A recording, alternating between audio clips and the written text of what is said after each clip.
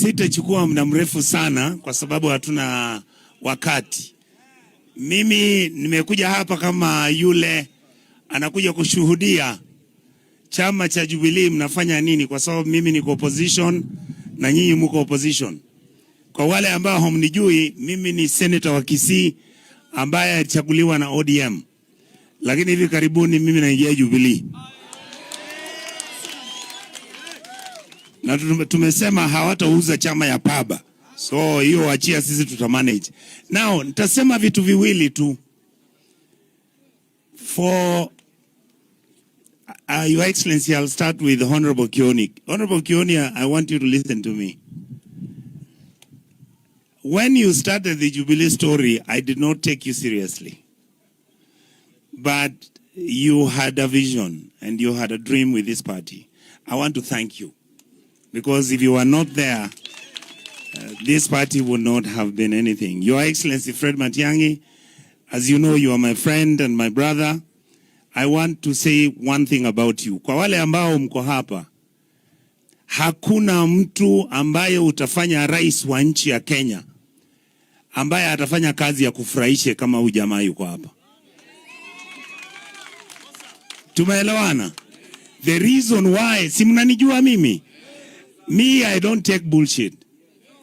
Kwa sababu, the reason why I looked and considered that Fred Matiang'i is a good presidential candidate is because of his record. Number two, Fred Matiang'i will disagree with you, but you don't become enemies. Kama mjui, mimi wakati nilikuwa mbunge na yeye akiwa waziri wa Uhuru, tulikuwa na korofishana kila mwezi. Lakini ananipigia anasema, bro, I know we disagreed. Ebu come, I hear what you're saying. So, Your Excellency, keep up the good spirit. Listen to everybody.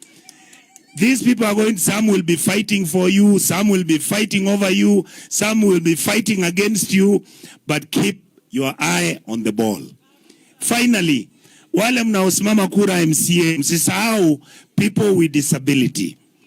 Msisahau kina mama. You know, the men, when we are in office, we keep on selecting ourselves. And finally, I want to say, mimi kazi yangu nitafanya na nyinyi wakati tumeanza campaign proper.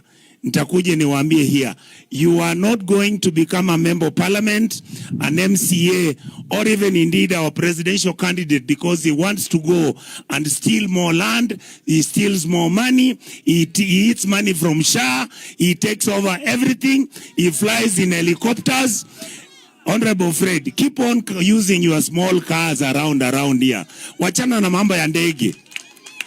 So nikimaliza nasema mahali tunaenda, Mungu awabariki, mfanye kazi nzuri, and I'll tell you this. Nasikia mtu anauliza ati Jubilee, nasikia mnasema Jubilee. Mbona mnasema hivyo? Nitapiga nisikie vile mna respond, si ndio? Jubilee! Jubilee! Thank you.